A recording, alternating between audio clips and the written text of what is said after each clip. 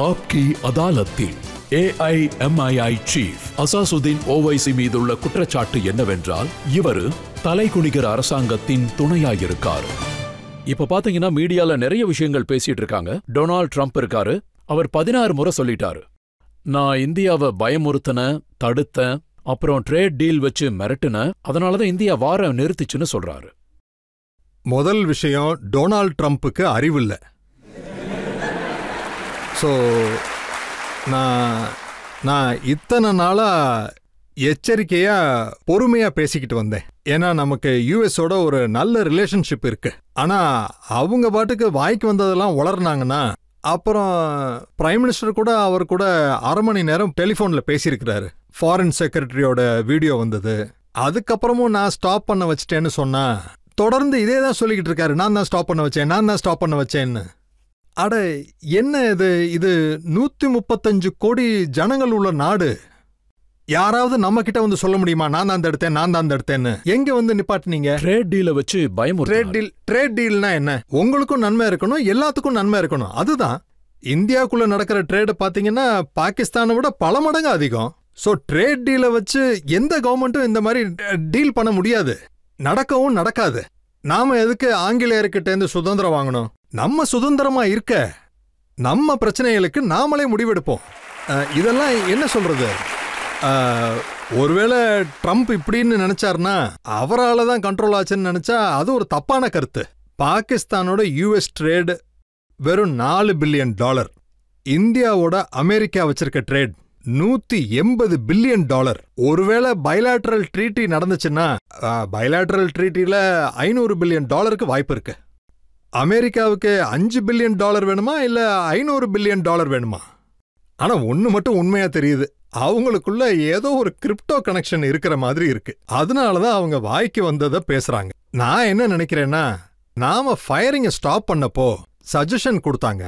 என்னோட கம்ப்ளைண்ட் என்னன்னா, நம்ம நாட்டோட பிரதம மந்திரியோட இல்ல நாட்டோட அரசாங்கத்துக்கு இன்ஃபார்ம் பண்ணணும். அதாவது இப்படி ட்ரம்ப் மூலியமா உலகம் பூரா தெரியக்கூடாது. நம்ம அரசாங்கம், நம்ம நாடு, நமக்கு அமெரிக்கால இருந்து தெரிய வருது நான் தான் ஸ்டாப் பண்ண வச்சேன். அப்படி அமெரிக்கா என்ன பண்ணுச்சு? அப்படி ஒருவேளை அவங்க பண்ணாங்கன்னா நான் ட்ரம்ப் கிட்ட கேட்பேன், இஸ்ரேல் பாலஸ்தீனியர்கள் மீது தாக்குதல் நடத்துறதை நிறுத்துங்க. ஒருவேளை அவங்களுக்கு தைரியம் இருந்துச்சுன்னா இஸ்ரேல் ஈரான் போற நிறுத்துங்களேன், உக்ரைன் ரஷ்யா போற நிறுத்துங்களேன். அடிக்கடி சொல்லிக்கிட்டு இருக்காங்க, என்னமோ பைத்தியகாரத்தனமா இருக்கு. அப்போ நம்ம ஆளுங்களும் இப்படி சொல்றவங்க இருக்காங்கல்ல, நரேந்தர் சார் சரண்டர்னு. இல்ல, அவரு பார்ட்டி தலைவர், பார்ட்டியில நிறைய திறமையானவங்க இருக்காங்க.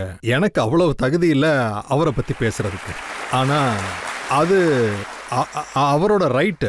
அப்புறம் என்னோட கம்ப்ளைண்ட் ஒண்ணுதான், நாட்டோட பிரதம மந்திரி அனௌன்ஸ்மெண்ட் கொடுத்துருக்கணும். நான் இந்த விஷயத்த மறுபடியும் உங்ககிட்ட சொல்றேன். எங்க எல்லாருக்கும் கர்வமா இருக்கு, பெருமையா இருக்கு நம்ம நாட்டோடைய ஃபோர்ஸஸ நினைச்சு. அவங்க எல்லாம் ரொம்ப தைரியமா, முக்கியமா அதாவது 8-9 ராத்திரி அன்னைக்கு குஜராத் பாகிஸ்தானோட பார்டர்ல, ராஜஸ்தான் பாகிஸ்தானோட பார்டர், பஞ்சாப், காஷ்மீர், பாகிஸ்தான் அவங்க படைய பூரா கொண்டாந்து நிறுத்திட்டாங்க. அப்புறம் நம்மளுடைய ராணுவம், ஏர்ஃபோர்ஸ் ரொம்ப அருமையா அவங்கள தடுத்து நிறுத்திட்டாங்கன்னு தான் சொல்லணும். ஸோ இது எனக்கு ரொம்ப பெருமையா இருக்கு, எப்பவுமே இருக்கும். இப்போ பொலிட்டிக்கல் ஸ்டேட்மெண்ட்ஸ் கொடுத்துக்கிட்டு இருக்காங்க கவர்மெண்ட்டும் மற்றவங்களும். ஆக்சுவலா நான் என்ன நினைக்கிறேன்னா, ஒருவேளை பாகிஸ்தான் மறுபடியும் வாலாட்டினா அவங்களுக்கு ரொம்ப கடுமையான பதில் கிடைக்கும்னு நினைக்கிறேன்.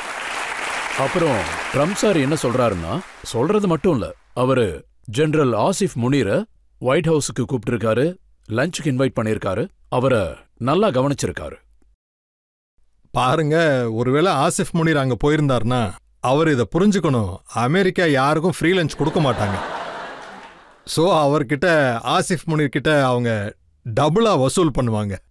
அப்புறம் அது என்னவா இருக்கும்னா, ஈரானோட பார்டர் இருக்கே அங்க அவங்க அதுல ஏதோ செய்ய போறாங்கன்னு அர்த்தம்.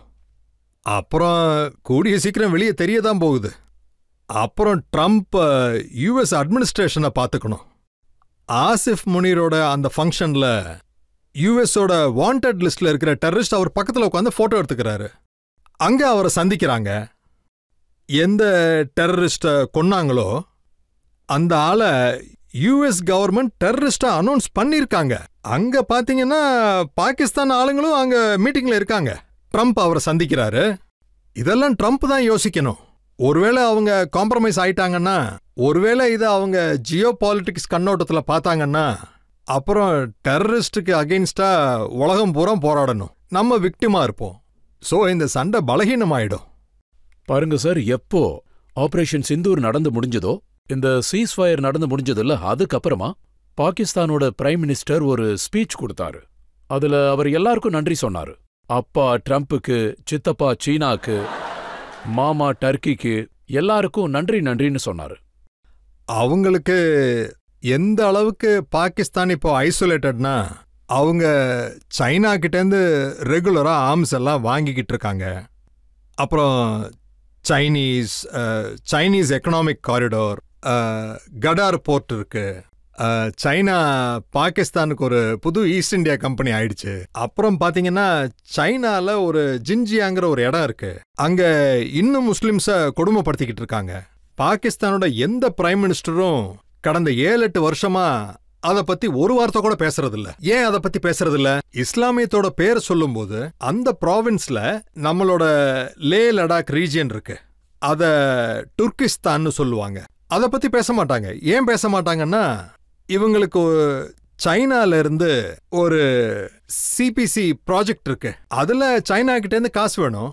அவங்களுக்கு சைனா கிட்ட இருந்து எல்லா விதமான ஆயுதங்களும் தேவை. சைனா கிட்ட இருந்து எலக்ட்ரானிக் குட்ஸ் வேணும். இது மாதிரி நிறைய வேணும். அதனால கம்ஃபர்டபுளா அவங்க இந்தியான்னு வரும்போது அவங்க இஸ்லாமோட பேர் எடுப்பாங்க. ஆனா சைனா விஷயம் பேசும்போது இஸ்லாமா மறந்துடுவாங்க. இப்ப டர்க்கி விஷயத்துக்கு வருவோம். டர்க்கி என்னன்னா, அவங்க டெரரிஸ்ட் குரூப் கிட்ட பேசினாங்க, அதை முடிச்சிட்டாங்க.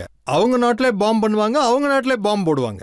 அவங்க நாட்டில் ஏர்ஃபோர்ஸ் மூலியமா அந்த குரூப் மேல பாம்பு போடுவாங்க. அப்புறம் சிரியால அந்த குரூப்ஸ் மேல பாம்பு போட்டாங்க. இது ஒரு விசித்திரமான கொல்யூஷன் மாதிரி இருக்கு. ஆனா இந்த ஆளுங்க ஒரு விஷயத்த புரிஞ்சுக்க மாட்டேங்கிறாங்க. எந்த பாகிஸ்தானுக்கு இவங்க சப்போர்ட் பண்றாங்களோ அந்த பாகிஸ்தான் டெரரிஸ்டை என்னைக்கும் விடாது. அவங்களுடைய டீப் ஸ்டேட் ஆர்மி எப்பவும் டெரரிஸ்ட் குரூப்பை சப்போர்ட் பண்ணிக்கிட்டே இருக்கும். அமெரிக்காவை முட்டாளாக்குறாங்க. அமெரிக்கா கிட்ட இருந்து எல்லாத்தையும் வாங்கிக்குவாங்க. அப்புறம் எல்லாத்தையும் பிரிச்சு பிரிச்சு ஹவாலா பண்ணிடுவாங்க. அப்படியே காட்டம் கூட அனுப்பிச்சு வச்சிருவாங்க.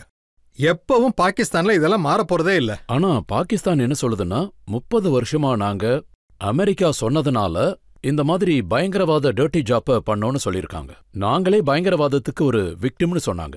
இப்போ நீங்களே சொல்றீங்க அவங்கள எங்களை யூஸ் பண்ணிருக்காங்கன்னு. அப்ப நீங்க எப்படி விக்டிம் ஆவீங்க? நீங்க வெறும் அவங்களோட டிஃபென்ஸ் மினிஸ்டரோட அறிக்கை இத தெளிவா விளக்குது. அவங்களோட ஹையஸ்ட் பிட்டருக்காக அவங்க மானத்தை விற்க தயாரா இருக்காங்க. அவங்க அதை வித்துட்டாங்க. யார நீங்க கொன்னீங்களோ அவங்க முஸ்லிம்ஸ் இல்லையா? யாருக்கு நீங்க பர்மிஷன் கொடுத்தீங்களோ இந்த ட்ரோன் அட்டாக்கு, எந்த யுஎஸ் பிரசிடென்டா இருந்தாலும் சரி, உங்க ட்ரைபல் ஏரியால முஸ்லிம்ஸ் தானே இருந்தாங்க. சோ இது பாகிஸ்தான். இந்த பாகிஸ்தான்ல ஒரு குரூப் இருக்கு. அவங்க தான் எல்லாத்தையுமே நடத்துறது. யாரா இருந்தாலும் சரி, அவங்களுக்கு ஆர்மி சப்போர்ட்டும் இருக்கு. மக்கள் தரப்புல இருந்து ஏதாவது கேள்வி கேட்கலாம் சார். என்னோட கேள்வி என்னன்னா, பாகிஸ்தானுக்கு புத்தி வந்திருக்கும்னு நீங்க நினைக்கிறீங்களா? அவங்க பயங்கரவாத தாக்குதலை நடத்த மாட்டாங்களா? இல்ல, அவங்களுக்கு என்னைக்கும் புத்தி வராது.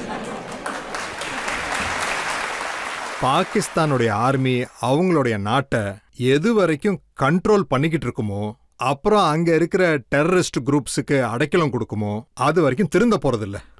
அங்க பாத்தீங்கன்னா ஹஃபீஸ் சையத், மசூத் அசர், லக்வி இவங்க எல்லாரும் ரோட்ல சாதாரணமா நடமாட ஆரம்பிச்சுட்டாங்க. அவங்க மறுபடியும் அவங்க வேலையை ஆரம்பிச்சுட்டாங்க. அப்புறம் எப்படி அவங்க திருந்துவாங்க? எப்படி அவங்கள சரி பண்ண முடியும்? இவங்களுக்கு முன்னாடியவே FATF ஓட கிரில்லீஸ்மேனை திருப்பி கூட்டிகிட்டு வரணும். ஃபைனான்சியல் ஆக்ஷன் டாஸ்க் ஃபோர்ஸ் வந்தா அவங்களுக்கு எவ்வளவு காசு IMFல இருந்து இல்ல மத்த கண்ட்ரீஸ்ல இருந்து வருதோ அதுல ஒரு ரெகுலேஷன் இருக்கும், மானிட்டரிங் இருக்கும். ரெண்டாவது விஷயம் என்னன்னா, டெரரிசமுக்காக எங்கெங்க காசு போகுது அதெல்லாம் இல்லீகலா தான் போகுது. 2018ல இருந்து 20 வரைக்கும் பாகிஸ்தான் FTFல இருந்தது. அப்பதான் மும்பையோட 9/11 ட்ரையல் ஸ்டார்ட் ஆச்சு. சாஜித் மீர்னு ஒருத்தர் இருந்தாரு, அவரை பாகிஸ்தான் இறந்ததா அறிவிச்சிட்டாங்க. பாகிஸ்தானோட பேரு FATFக்கு வந்ததும் உடனே பாகிஸ்தான் சொல்லிட்டாங்க அவங்க உயிரோட தான் இருக்காங்க. இறந்தவங்கள சட்டுன்னு உயிரோட வர வச்சுட்டாங்க. அப்புறம் கோர்ட்ல கூட தண்டனை கொடுத்தாங்க. ஸோ FATF இருக்க வேண்டியது ரொம்ப அவசியம். கான்ஸ்டன்டா நம்ம விஜிலண்டா இருக்க வேண்டியது அவசியம். ரொம்ப முக்கியமான விஷயம், பாகிஸ்தான் இந்த நாட்டில் டீஸ்டெபிளைஸ் பண்றதுக்கு ஒரே ஒரு விஷயம் பண்ண விரும்புது. இங்க பிரிவினைவாதம் அதிகரிக்கணும், கம்யூனலிசம் அதிகரிக்கணும். ஒருவேளை நம்ம கம்யூனலிசத்தை அழிச்சிட்டோம்னா, இல்ல குறைஞ்சபட்சம் அதை கண்ட்ரோல் பண்ணிட்டோம்னா பாகிஸ்தானுக்கு மிகப்பெரிய தோல்வியா இருக்கும். இப்ப நீங்க என்ன சொல்ல வரீங்கன்னா, எந்த வித்தியாசங்கள் நம்ம நாட்டு மக்களுக்கு இடையில இருக்கோ, அப்புறம் வெறுப்ப பரப்புறவங்களால கூட பாகிஸ்தானோட தைரியம் அதிகரிக்குது. இல்ல, இந்த ஸ்டேட்மெண்ட் பாகிஸ்தான் ஃபாரின் செக்ரட்டரி சொன்னது. பாகிஸ்தான் இங்க டீஸ்டெபிளைஸ் பண்ண விரும்புதுன்னு ஹிந்து முஸ்லிம் மக்களோட வெறுப்பை என்கரேஜ் பண்ணி. ஸோ இது அவங்களோட முயற்சியா இருக்கலாம்.